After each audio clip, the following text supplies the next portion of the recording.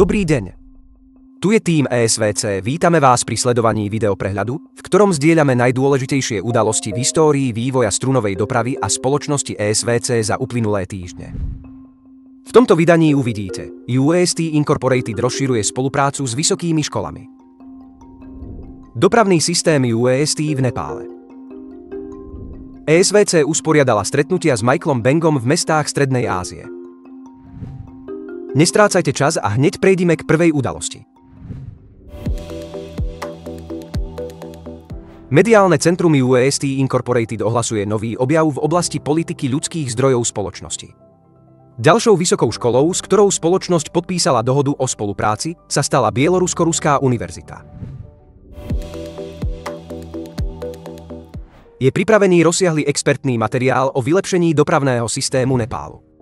Krajina čelí akútnej ekologickej situácii, v mestách, najmä v Katmandu, koncentrácia škodlivých častíc prekračuje odporúčania Svetovej zdravotníckej organizácie 8 až 9-násobne.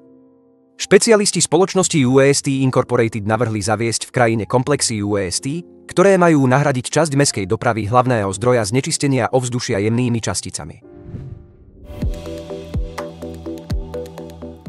V Oši, Biškeku, Almaty, Astane a Fergane sa konali dvojdňové semináre za účasti expertov ESVC a medzinárodného obchodného trénera, popredného experta na predaj a leadership Michaela Benga. Ponorenie sa do sveta ekosystému sa uskutočnilo spolu s uznávanými odborníkmi z odvetvia. Spoluzakladateľom ESVC Alexejom Suchodojevom a riaditeľkou rozvoja siete ESVC Elenou Pičuškinou. To boli všetky dôležité správy pre dnešok. Nezabudnite prosím dať like tomuto vydaniu a zanechajte komentáre. Dovidenia.